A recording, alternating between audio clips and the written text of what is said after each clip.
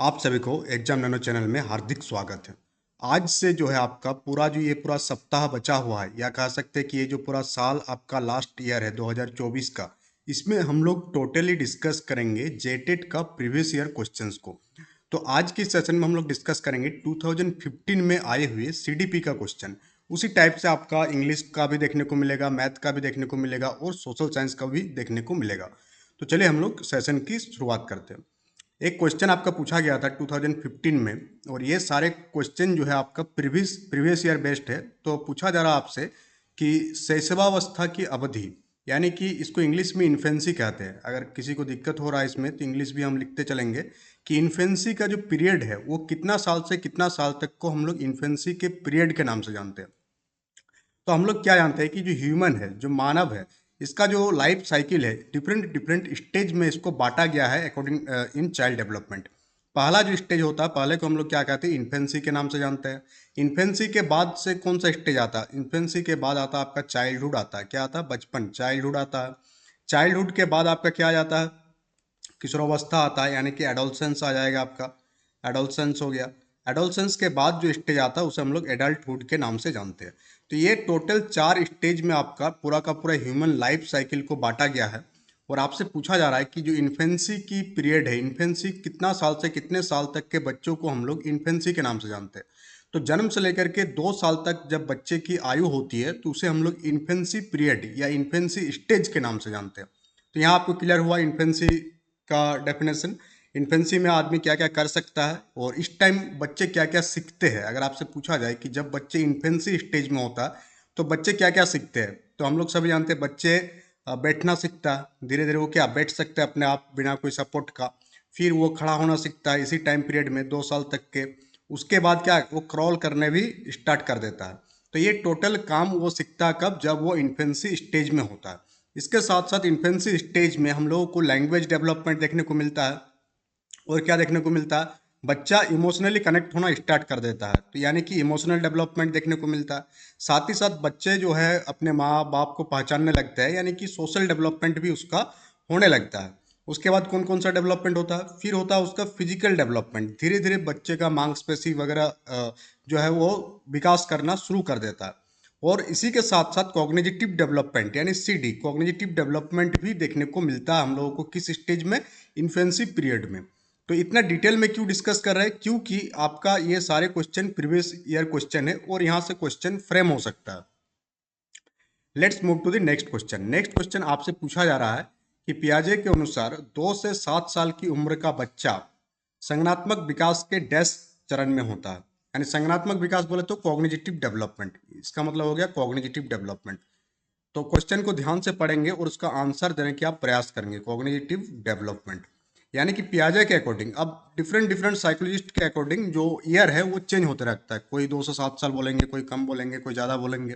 तो पियाजे के अनुसार 2 से 7 साल की उम्र का बच्चा संज्ञानात्मक विकास के किस स्टेज में होता है, ये आपसे पूछा जा रहा है। तो पहले हम लोग बात करेंगे कि कॉग्निटिव डेवलपमेंट का जो स्टेजेस है according to the Jean Piaget या जीन पियाजे के अकॉर्डिंग कौन कौन सा स्टेज है।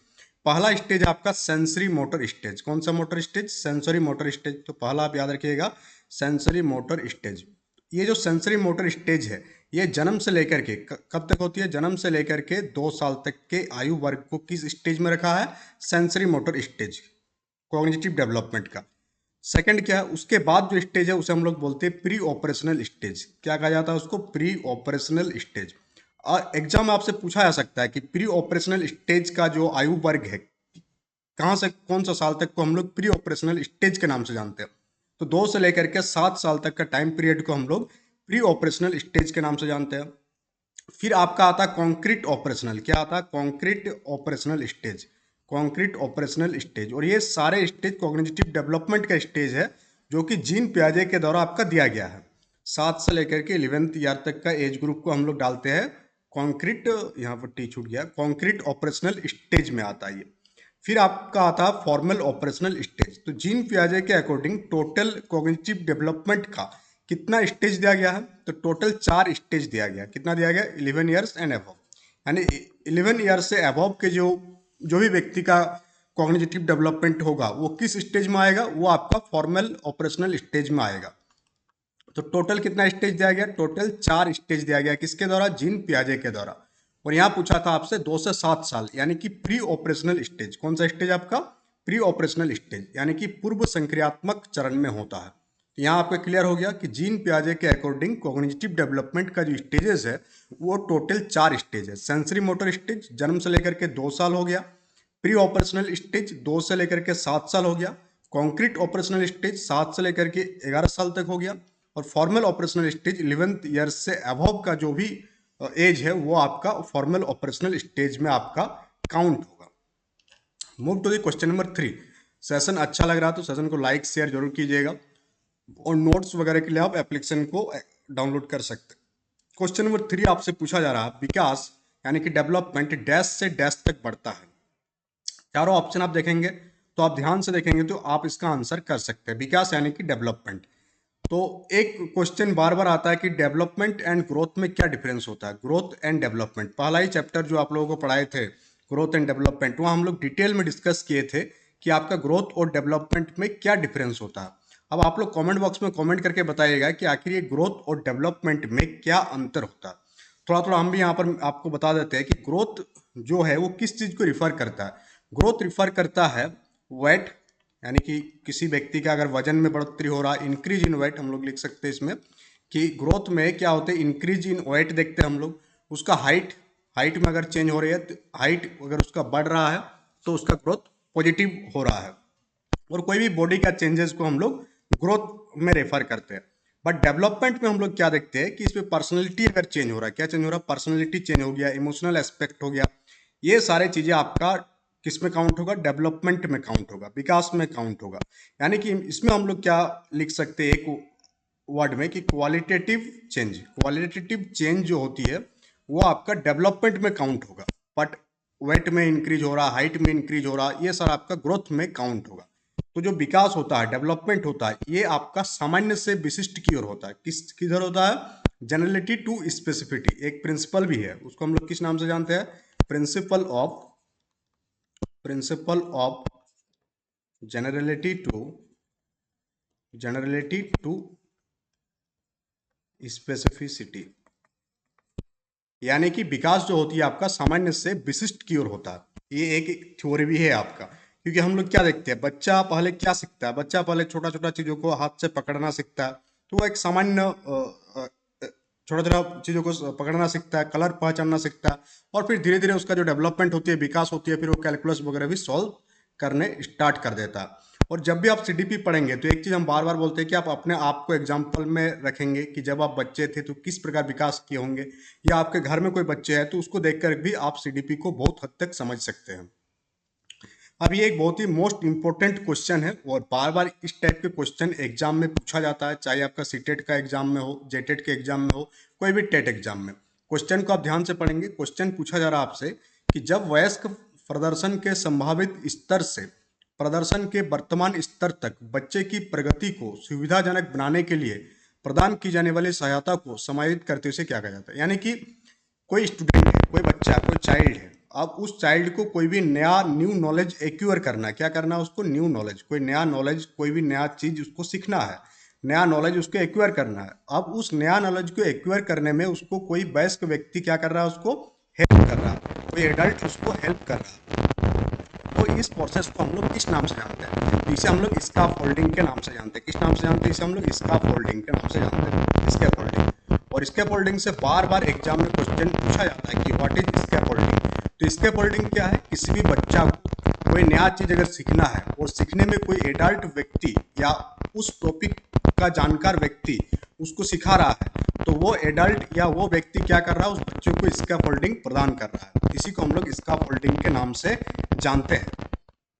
क्लियर हो गया यहाँ से? और ये जो थ्योरी आया स्कैफोल्डिंग के थ्योरी किसके द्वारा दिया गया था? वाइगोटस्की के द्वारा दिया गया था। किसके द्वारा? वाइगोटस्की के द्वारा दिया गया था। तो वाइगोटस्की ही इस चीज को बताया था। वाइगोटस्की और क्या बताया था? जोन ऑफ प्रोक्सिमल डेवलपमेंट, और उसी में आपका आ जाता है क्या? स्कैफोल्डिंग वाला टॉपिक भी आ जाता है। डिटेल में हम लोग थ्योरी वाला क्लास में इसके बारे में डिस्कस कर चुके हैं, नोट्स में आपको मिल जाएगा।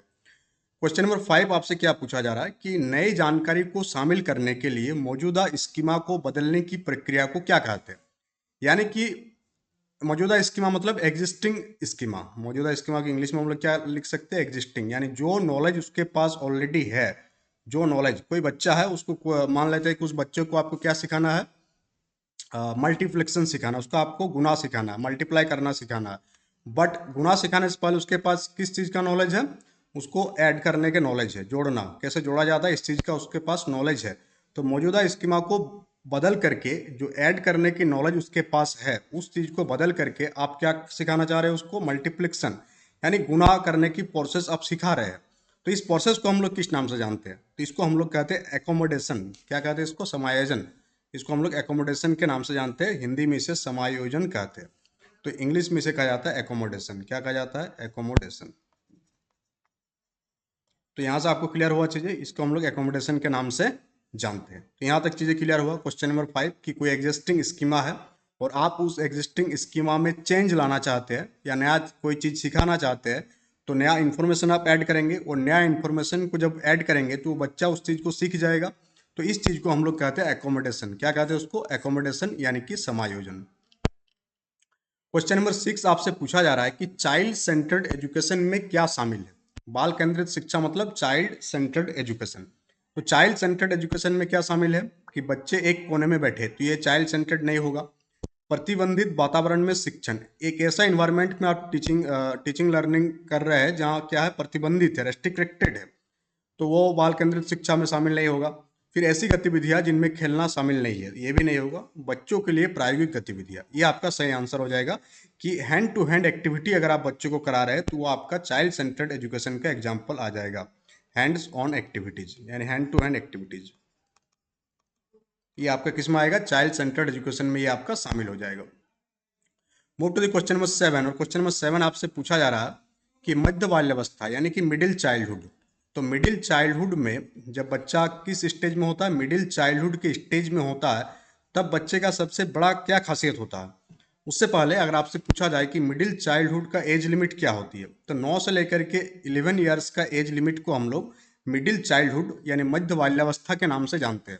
और इस टाइम के जो बच्चे होते हैं वे लोग किस प्रकार से सोचते हैं, क्या सबसे ज़्यादा हावी होता है उन लोगों में। उस टाइम सबसे ज़्यादा जो चीज़ हावी होती है वो क्या होती है, आपका ईगो सेंट्रिक होते हैं ये, यानी अपना अहं केंद्रित होती है, यानी वह अपने बात को सर्वोपरि मानता है, बाकी कोई कुछ अगर कहता है तो उस चीज़ को मानने से इनकार कर देता है। 9 से 11 years according to the Jean फ्याजे, जीन फैगेट के अकॉर्डिंग है ये। और क्या होता है उस टाइम, ईगो सेंट्रिक होता है। ईगो सेंट्रिक के साथ ही साथ वे अपने दोस्तों के बात को बहुत ही ध्यान से सुनते हैं, वो दोस्त को ही अपना सब कुछ मानते हैं, यानी कि वे उस टाइम सोशलाइज्ड होना सीखता है। क्या सीखता है, सोशलाइज्ड होना भी उसी टाइम वो सीखता है। तो मध्य बाल्यावस्था में भाषण के बजाय वो लोग किस चीज पर होती है ज्यादा, ईगो सेंट्रिक होता है, वो सोशलाइज्ड ज्यादा होती है। क्वेश्चन नंबर 7 का आंसर ऑप्शन नंबर ए होगा। क्वेश्चन नंबर 8 की ओर हम लोग आगे बढ़ेंगे और क्वेश्चन नंबर 8 में आपसे पूछा जा रहा है कि कक्षा के शिक्षक ने राघव को अपनी कक्षा में उसकी कीबोर्ड पर मधुर स्वनिर्मित संगीत बजाते हुए देखा। अपनी कक्षा में उसके कीबोर्ड पर कक्षा शिक्षक ने सोचा कि राघव डैश बुद्धि में उच्च प्रतीत होता है, यानी कि कोई बच्चा है और वो क्या क्या कंप्यूटर वगैरह में कीबोर्ड में वो क्या कोई म्यूजिक बजा रहा है बहुत ही अच्छे से, खुद से कंपोज करके उस म्यूजिक को क्या कर रहा है, वो बजा रहा है। तो राघव में किस प्रकार की बुद्धि जो है ज्यादा प्रतीत होता है, तो यह पहला है कि शारीरिक गति संवेदी, ये नहीं होगा आपका, क्या हो जाएगा, म्यूजिकल। किस टाइप का बुद्धि उसके अंदर है, म्यूजिकल, म्यूजिकल, ये ऑप्शन नंबर बी इसका सही उत्तर होगा। क्वेश्चन नंबर 9 को आप ध्यान से देखेंगे। क्वेश्चन नंबर 9 आपसे पूछा जा रहा है, बहुत ही आसान क्वेश्चन है ये, कि जब एक शिक्षक लड़कियों की तुलना में लड़कों को गणित में स्वाभाविक रूप से बेहतर मानता है, तो ये दर्शाता है कि शिक्षक क्या है, तो शिक्षक जेंडर वाइज्ड है। हम लोग सभी जानते हैं कि जेंडर से इंटेलिजेंसी का रिलेशन नहीं है, बट कोई टीचर अगर ये मानता है कि बॉयज जो है ज़्यादा इंटेलिजेंट है गर्ल्स से मैथमेटिक्स में, तो वो किस प्रकार के शिक्षक है या वो किस चीज़ से ग्रसित है, वो जेंडर वाइज्ड। क्या है वो, जेंडर वाइज्ड। जेंडर वाइज मतलब बॉयज एंड गर्ल्स में भेदभाव करना।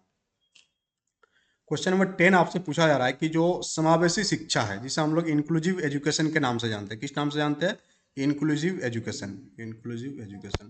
तो ये जो इंक्लूसिव एजुकेशन है, इंक्लूसिव एजुकेशन एक अप्रोच है जिसमें हम लोग क्या करते हैं, सभी प्रकार के विद्यार्थियों को इस प्रकार से पढ़ाते हैं कि सभी को समझ में आ जाए चीज़ें, समझ में आए ना, चाहे बच्चे का बुद्धि कम है, बुद्धि ज़्यादा है, बट अपना टीचिंग मेथड इस प्रकार से हम लोग यूज करेंगे कि सारे बच्चों को इक्वल लेवल पर समझ में आए, तो उसे हम लोग इंक्लूसिव एजुकेशन के नाम से जानते हैं। ठीक है,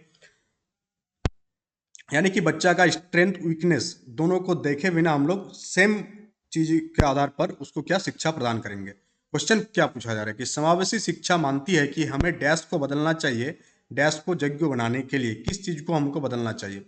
हमें प्रणाली यानी कि जो सिस्टम है, सिस्टम को बदलना चाहिए। किस चीज के लिए सिस्टम को हम लोग बदलेंगे? आप एज ए टीचर किस चीज के लिए सिस्टम को बदलेंगे? सो दैट चाइल्ड जो है, वो बच्चे जो है वो बेहतर बन सके। तो यहाँ पर आंसर हो जाएगा ऑप्शन नंबर ए कि समावेशी शिक्षा में हम लोग सिस्टम को बदलते हैं। किस चीज के लिए? चाइल्ड को, बच्चे को योग्य बनाने के लिए।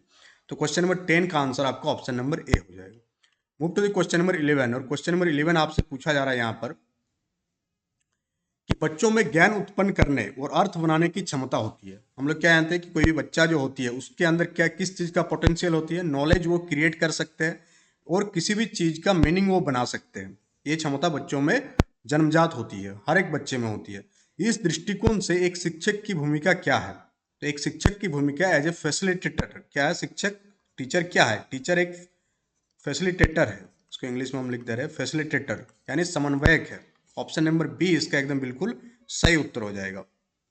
और एनसीएफ 2005 में इस चीज को बखूबी बताया गया कि टीचर का रोल क्या है। एज ए फैसिलिटेटर वो क्या करेंगे? काम करेंगे सो दैट बच्चे बेहतर सीख सके। ये एनसीएफ 2005 में इस चीज को बहुत ही बढ़िया से बताया गया है। Move to the question number 12। Question number 12 आपसे पूछा जा रहा है कि इनमें से कौन सी प्रतिभावान बच्चों की विशेषता नहीं है? प्रतिभावान यानी कि गिफ्टेड चिल्ड्रन, तो कौन सा जो कैरेक्टरिस्टिक्स है वो गिफ्टेड चाइल्ड का नहीं है, ये आपसे पूछा जा रहा है। ऑप्शन नंबर ए है कि उच्च आत्म प्रभावकारिता, ये तो चाइल्ड का विशेषता है ये। औसत मानसिक प्रक्रियाओं के नीचे, ये गलत हो जाएगा। जो गिफ्टेड चाइल्ड होती है वो क्या होती है? उसका मेंटल प्रोसेस जो होती है बाकी बच्चों की तुलना में हाई होती है, बट यहाँ पर लिखा हुआ है एवरेज, एवरेज लिखा है और साथ ही बिलो एवरेज लिखा है। तो बिलो एवरेज तो होता नहीं, वो हमेशा हाई होती है बाकी बच्चों से, तब हम लोग उसे क्या कहते हैं? गिफ्टेड चाइल्ड कहते हैं।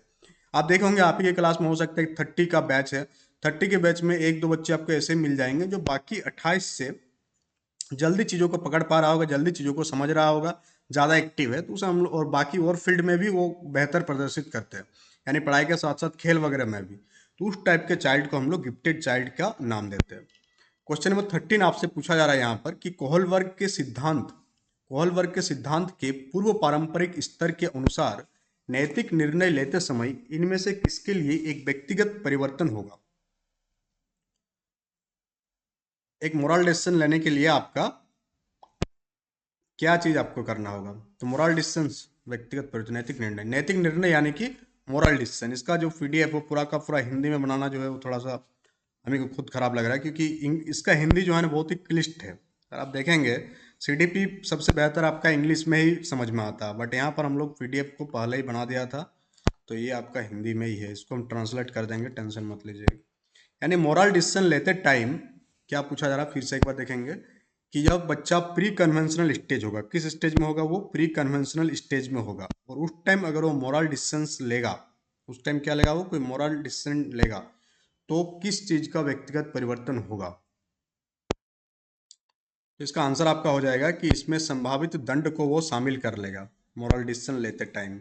यानी कि वो क्या सोचेगा कि अगर ये काम वो करेगा तो हो सकता है कि उसको डांट पड़े, तो दंड को भी उस चीज को ध्यान में रखते हुए चलेगा वो। तो ऑप्शन नंबर डी इसका बिल्कुल सही उत्तर होगा। क्वेश्चन नंबर 14 यहाँ आपसे क्या पूछा जा रहा है कि शिक्षार्थियों के व्यक्तिगत अंतर के बारे में शिक्षक को क्या करना चाहिए? हम लोग क्या देखते हैं कि हर एक विद्यार्थी में क्या होती है? इंडिविजुअल डिफरेंस होती है। क्या होती है? इंडिविजुअल, जिसे हम लोग व्यक्तिगत अंतर के नाम से जाना जाता है हिंदी में, इंडिविजुअल डिफरेंस। हर एक में क्या होती है? इंडिविजुअल डिफरेंस होती है। आप है, आपका घर परिवार में और दो तीन भाई होगा आपका, सब में कुछ ना कुछ डिफरेंस पाया जाएगा, जिसे हम लोग इंडिविजुअल डिफरेंस या व्यक्तिगत अंतर के नाम से जानते हैं।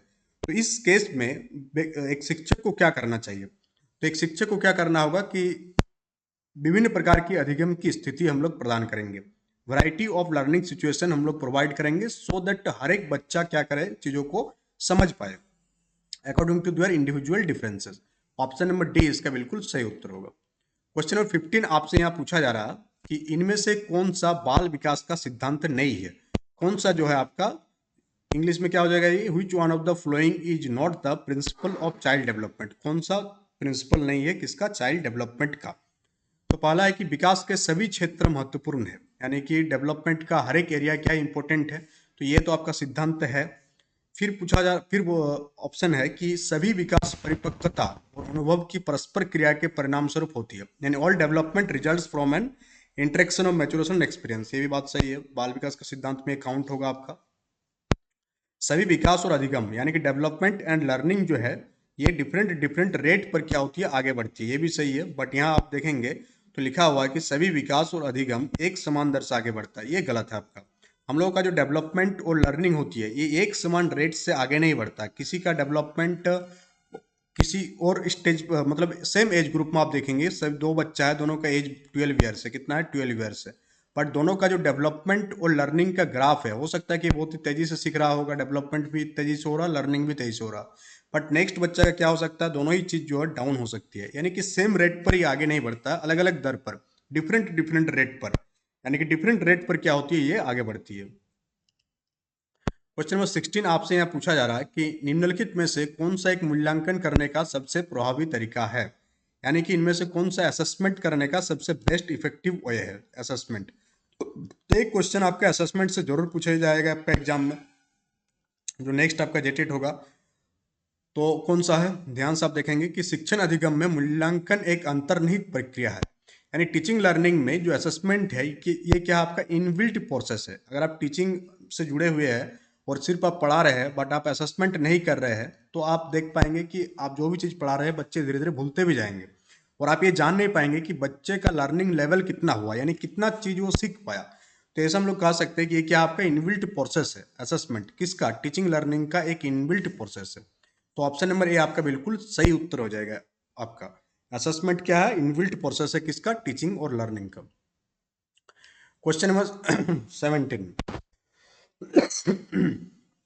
17 आपसे पूछा जा रहा है कि इनमें से कौन सा सृजनात्मकता से संबंधित है, यानी क्रिएटिविटी, क्रिएटिविटी से कौन सा आपका जुड़ा हुआ, कौन सा चिंतन जो है आपका क्रिएटिव थिंकिंग है। पहला आपका अभिसारी चिंतन, अभिसारी यानी कन्वर्जेंट थिंकिंग। तो क्रिएटिविटी वाला क्लास में हम लोग डिटेल में बात किए थे कि जो कन्वर्जेंट थिंकिंग है ये आपका क्रिएटिव थिंकिंग नहीं है। कन्वर्जेंट थिंकिंग में क्या होती है कि कोई भी व्यक्ति कोई एक ही चीज के बारे में सोचता है, सिंगल सॉल्यूशन सोचता है, एक सिंगल प्रॉब्लम है, सिंगल प्रॉब्लम का क्या सोचा, वो सिंगल सॉल्यूशन सोचा, तो उसे हम लोग कन्वर्जेंट थिंकिंग के नाम से जानते हैं।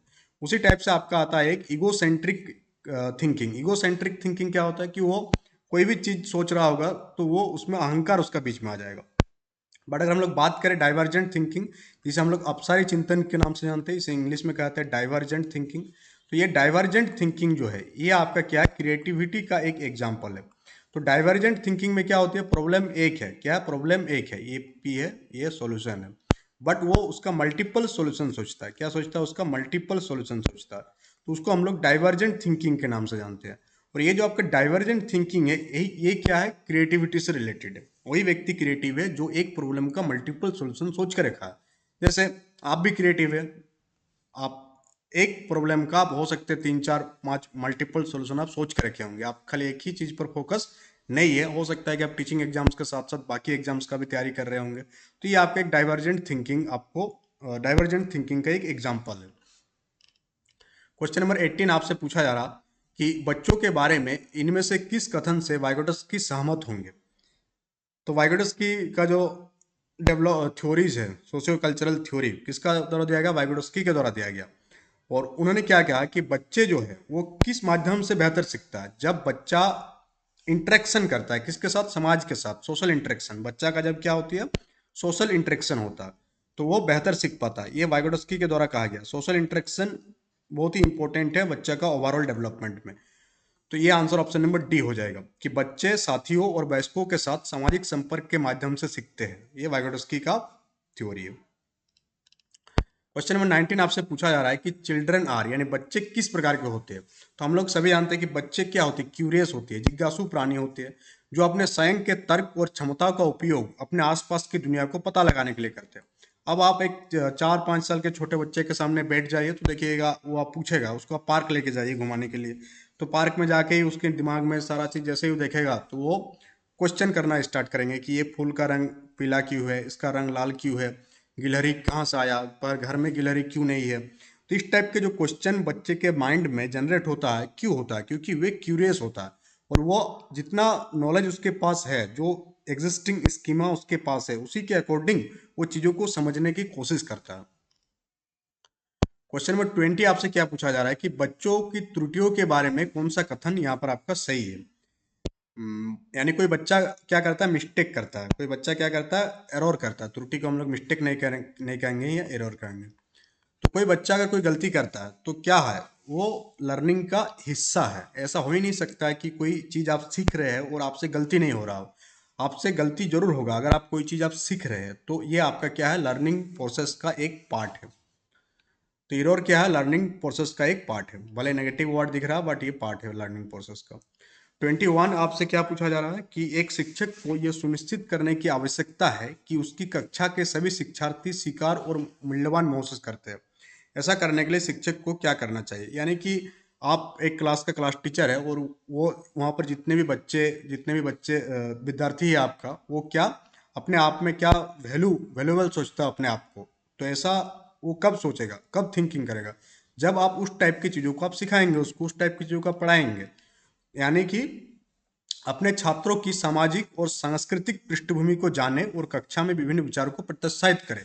जब आप different different different different socio cultural background से आए हुए बच्चे का सामाजिक पृष्ठभूमि को जानेंगे आप, तो बच्चे अपने आप को क्या समझेंगे, वैल्यूएबल समझेंगे कि हाँ टीचर हम लोगों पर इंटरेस्ट ले रहे हैं, जान हम लोग भी क्या है कुछ वैल्यूएबल है, तभी ना जानने की कोशिश कर रहे हैं।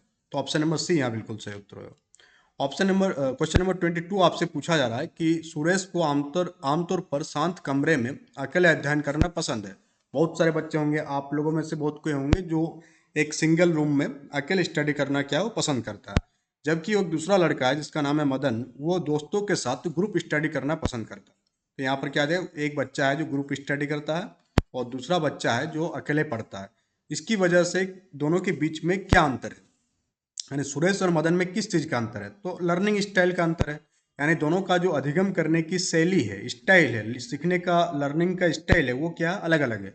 एक ग्रुप स्टडी के माध्यम से लर्निंग करता है और एक अकेले खुद किसी रूम में बैठ करके सीखता है। तो दोनों का लर्निंग स्टाइल क्या है, डिफरेंट है। बहुत ही आसान क्वेश्चन था।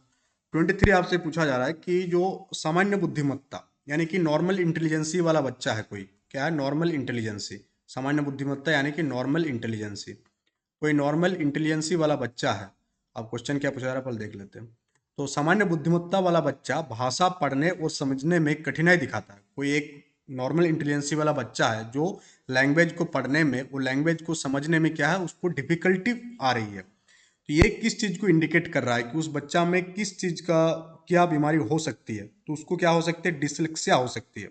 पढ़ने में अगर दिक्कत हो रही है तो क्या हो जाएगा आपका, डिसलेक्सिया हो जाएगा, डिसलेक्सिया हो जाएगा। ये कब होती, ये किस चीज कब हो, आप फाइंड कर पाएंगे अगर बच्चा पढ़ने में उसको क्या हो रही है, डिफिकल्टी हो रही है, यानी रीडिंग डिसेबिलिटी है, क्या पढ़ने में इसमें उसको दिक्कत हो रही है, रीडिंग डिसेबिलिटी, डिसेबिलिटी। तो यहाँ पर आपको चीजें क्लियर होगा कि रीडिंग डिसेबिलिटी होगा तो उसे हम लोग क्या डिसलेक्सिया के नाम से हम लोग जानते हैं। डिसग्राफिया में क्या होती है, तो डिसग्राफिया में जो है लिखने में दिक्कत होगा, क्या होगा आपका राइटिंग प्रॉब्लम होगा। तो डिसग्राफिया में आपका राइटिंग प्रॉब्लम, तो अगर कोई बच्चों को लिखने में दिक्कत हो रही है तो उसको कौन सा बीमारी हो सकती है, डिसग्राफिया हो सकती है उसको। क्लियर हो गया आपको। फिर एक है आपका डिसकैलकुलिया, अगर उसको कैलकुलेट करने में दिक्कत हो रही है, क्या हो रही है उसको कैलकुलेट करने में, कोई चीज को गणना करने में उसको प्रॉब्लम हो रही है, तो उसको कौन सा बीमारी हो सकता है, उसको हो सकती है डिसकैलकुलिया हो सकती है। तो यहाँ पर आपको क्लियर हो गया। और दो तीन बीमारी है, जैसे एक है आपका एडीएचडी। एडीएचडी का फुल फॉर्म पूछा जाता है बार बार एग्जाम में, इस चीज़ का ध्यान रखिएगा। एडीएचडी का फुल फॉर्म क्या है कि वो अगर ध्यान रखने में सक्षम नहीं है, कोई चीज़ आप पढ़ा रहे हैं बट उसका ध्यान बार बार भटक रहा है, तो उसे हम लोग कहते हैं attention deficit hyper activity disorder, hyper activity disorder. तो ये फुल फॉर्म भी एग्जाम में पूछा गया है कि what is the full form of ADHD, ADHD का फुल फॉर्म क्या होती है। फिर एक होता है आपका ऑटिज्म होता है। ऑटिज्म में क्या होती है, वो सोशल इंटरेक्शन करने में उसको दिक्कत आती है। तो ऑटिज्म अगर सोशल इंटरेक्शन करने में उसको दिक्कत हो रही है तो उसको हम लोग ऑटिज्म के नाम से जानते हैं। Social interaction.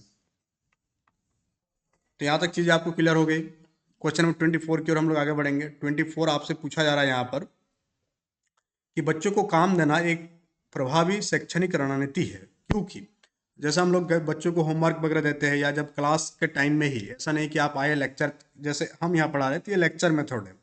लेक्चर मेथड यहाँ पर हम लोग क्यों यूज करें, क्योंकि आप समझदार है, आप 18 प्लस है, आप कॉलेज स्कूल यूनिवर्सिटी से बाहर आ चुके हैं। और जब आप स्कूल में जाएंगे और बच्चों को लेक्चर मेथड से पढ़ाएंगे तो बहुत ही बोरिंग मेथड होगा, क्योंकि बच्चे उस टाइम लेक्चर मेथड की आदी नहीं होती है। उस टाइम सिखाने का तरीका आपका लेक्चर मेथड नहीं है। उस टाइम आप उसको जितना लर्निंग बाय डूइंग कराएंगे उतना वो बेहतर सीख पाएगा। तो लर्निंग बाय डूइंग में एक आता है कि बच्चों को भी आप क्या देंगे, काम देंगे, ताकि बच्चे खुद क्या करें, उस काम को करें और उस चीज़ से वो सीखे चीज़ों को। तो इसमें क्या होती है, इसमें इस लर्निंग प्रोसेस में क्या होती है कि बच्चे एक दूसरे से सीखते हैं। जब आप कोई काम देते हैं, कोई टास्क देते हैं, ग्रुप वर्क देते हैं, तो बच्चे एक दूसरे से सीखते हैं और साथ ही साथ एक दूसरे की सहायता भी करते हैं। इससे क्या टीम वर्क की भावना उत्पन्न होती है। तो ये सारे जो क्वालिटीज है ये लेक्चर मेथड के माध्यम से डेवलप नहीं होती है। ये तभी डेवलप होगा जब आप बच्चों को कुछ एक्टिविटी कराएंगे।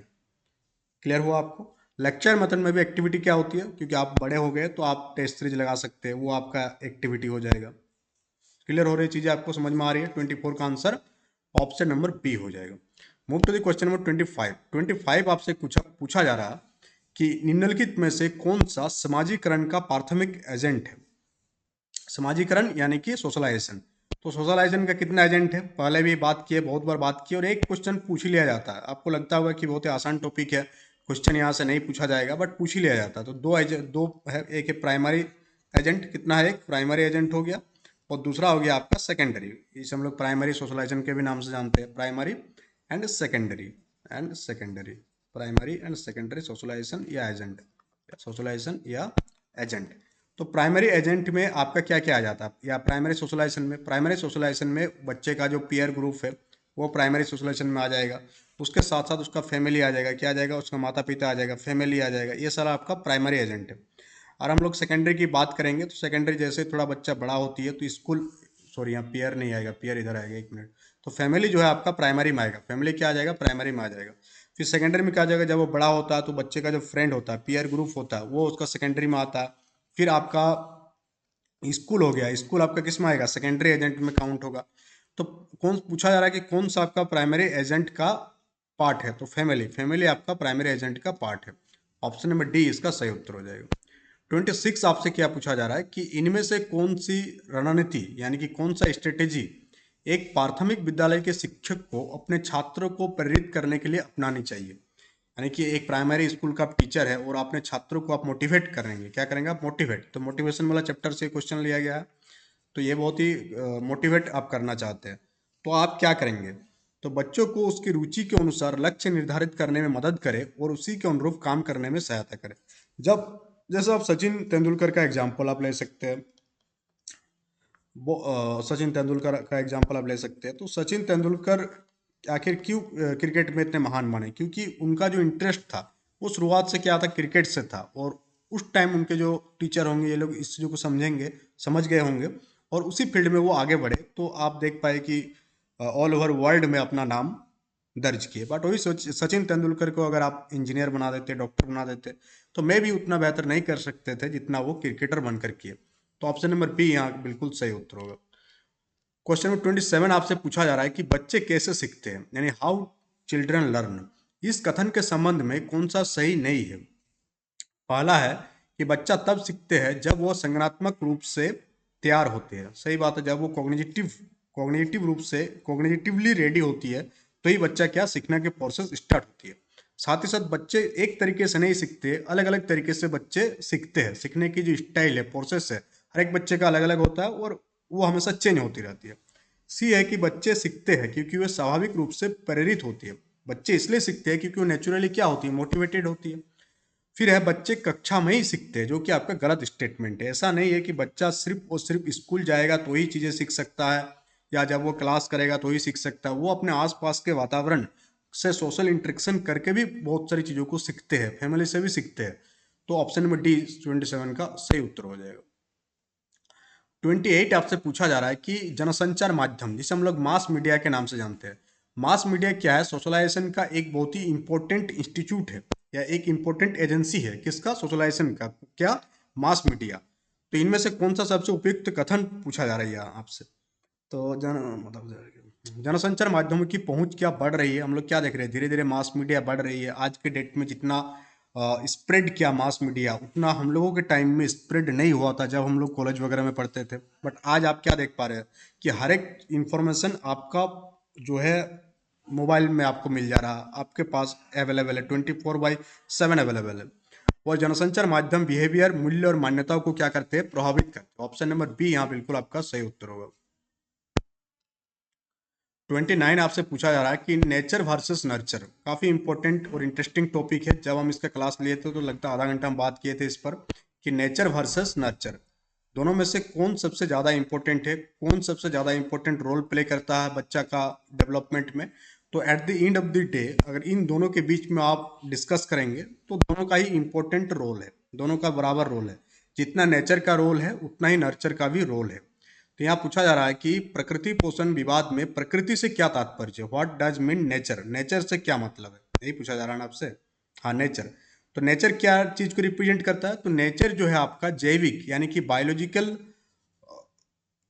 हेरिडिटी इंफॉर्मेशन को डिनोट करता है। कौन, नेचर। तो जैविक या वंशानुगत जानकारी को प्रदत्त किया जाता है नेचर के द्वारा।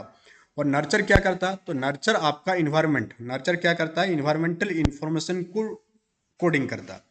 तो नर्चर जो है यह क्या है, नर्चर आपका इन्वायरमेंटल फैक्टर है। क्या आपका आसपास के वातावरण से आप जो चीज़ें लर्न करते हैं, आप आसपास के वातावरण से आपको जो चीज़ें प्रोवाइड हो रही है, ये आपका इन्वायरमेंटल फैक्टर में काउंट होगा। ये क्या हो गया आपका इन्वायरमेंटल फैक्टर। और ये नेचर, नेचर क्या है, नेचर आपका हेरिडेटरी फैक्टर है। नेचर आपका कौन सा फैक्टर है, तो नेचर आपका हेरिडेटरी फैक्टर है, यानी कि वंशानुगत रूप से जो चीज़ें आपको मिली है वो आपका हेरिडिटी फैक्टर है। और आपके आसपास के वातावरण से जो चीज़ें मिलेगी आपको वो इन्वायरमेंटल फैक्टर है। नेचर को हम लोग हेरिडिटरी का के तहत इनकोड करते हैं और नर्चर को हम लोग इन्वायरमेंट के तहत इनकोड करते हैं। 30 पूछा जा रहा है आपसे कि भारत में जो है आपका हम लोग क्या देखते हैं कि इंडिया के हर एक स्टेट का या थोड़ा थोड़ा दूरी में आप जाएंगे तो भी आपको लैंग्वेज में डिफरेंस देखने को मिलेगा। यानी इंडिया में लिंग्विस्टिक डाइवर्सिटी देखने को मिलती है और काफ़ी ज़्यादा देखने को मिलती है। बाकी महादेश के देशों में आप जाएंगे तो वहाँ इतना ज़्यादा लिंग्विस्टिक डाइवर्सिटी देखने को नहीं मिलेगा जितना अपना इंडिया में देखने को मिलता। तो इस संदर्भ में प्राथमिक स्तर पर यानी प्राइमरी लेवल पर विशेष रूप से जब बच्चा क्लास 1 और क्लास 2 में होती है तो उस टाइम क्लास 1 और 2 में बहुभाषी कक्षाओं के बारे में सबसे उपयुक्त कथन। तो हम लोग क्या सीखे, एनईपी 2020 में भी इस चीज़ का बात किया गया, साथ ही साथ एनसीएफ 2005 में भी बताया गया था कि क्लास में हम लोग क्या करेंगे, जो मल्टीलिंगुअल क्लासरूम को क्या करेंगे, प्रमोट करेंगे। इससे क्या होगा कि बच्चे हर एक एरिया से जो बच्चे आते हैं उन सभी के बीच में एक क्या इंक्लूसिव एजुकेशन होगा, वो तो होगा ही, साथ ही साथ कल्चर का ट्रांसफर होगा, नॉलेज का ट्रांसफर होगा। तो कौन सा उपयुक्त कथन है ये आपसे पूछा जा रहा। शिक्षक को सभी भाषाओं का सम्मान करना चाहिए और छात्रों को उन सभी में संवाद करने के लिए क्या करना चाहिए, मोटिवेट करना चाहिए। ऑप्शन नंबर बी यहाँ बिल्कुल आपका सही उत्तर हो जाएगा। तो इस प्रकार से टोटल 30 क्वेश्चन हम लोग डिस्कस किए और ये 30 क्वेश्चन जो है आपका किस कहाँ से है, 30 क्वेश्चन आपका प्रीवियस ईयर क्वेश्चन है जो कि आपका जेटेट में 2015 में आपसे पूछा गया था। तो इस टाइप से इस सेशन को कंटिन्यू रखेंगे हम लोग, जो 2024 का और कितना दिन बाकी है, एटलीस्ट 10 डेज बाकी है मान लेते हैं हम लोग। फिर बीच में आपका क्रिसमस है, आप पार्टी उटी करेंगे, ये सारा चीज़ें आपके इंक्लूड हो जाएगा। तो 1 वीक का टाइम हम मान लेते हैं, 1 सप्ताह टाइम है आपके पास ये साल। और हम ये चाहते हैं कि ये साल 2024 में आप जेटेट का जितना भी प्रीवियस ईयर क्वेश्चन है वो सारे क्वेश्चन को आप बहुत ही बढ़िया से कर ले। इससे आपको दो बेनिफिट होगा। क्या क्या बेनिफिट होगा कि आप टॉपिक से क्या हो जाएंगे, टॉपिक से अवगत रहेंगे। क्योंकि बीच में हुआ था कि एग्जाम बहुत ही जल्दी हो जाएगा, फिर एग्जाम फिर डिले हुआ, फिर सिलेबस चेंज होगा, तो काफ़ी लंबा प्रोसेस है। वो प्रोसेस में आपको टिके रहना है। टिके क्यों रहना है, क्योंकि दूसरा कोई ऑप्शन आपके पास है नहीं अगर देखा जाए तो। अगर आप शिक्षक बनना चाहते हैं और झारखंड में शिक्षक बनना चाहते हैं तो पैसेंस के अलावा और कोई दूसरा रास्ता अभी दिख नहीं रहा। बाकी अगर कोई और एग्जाम की आप तैयारी कर रहे हैं, करना ही चाहिए आपको। उन सारे एग्जाम्स को भी आप फोकस कीजिए। अभी रेलवे का वैकेंसीज आपको देखने को मिला हम डाले हुए थे यूट्यूब में, उसका भी तैयारी कराएंगे। उसका ही वीडियोज आपको देखने को मिल जाएगा ही, जैसे ये वाला कंप्लीट होता है और नोटिफिकेशन रिलीज होता है उसका वीडियोज भी हम लोग स्टार्ट कर देंगे डालना। तो एक साथ में 2-3 एग्जाम को लेकर चलिएगा तो ही आप बेनिफिट में रहिएगा, नहीं तो एक ही एग्जाम के भरोसा पर रहिएगा तो कब एग्जाम होगा कब नहीं होगा, ये सारी चीज़ें जो है बहुत ही अनप्रिडिक्टेबल है। यानी एक्सपेक्टेड नहीं है झारखंड में।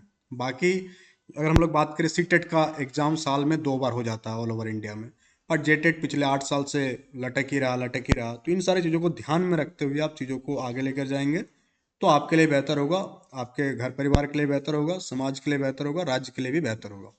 एक ही चीज़ पर पड़े रहे हुए रहना भी बहुत ही बढ़िया डिसीजन नहीं है।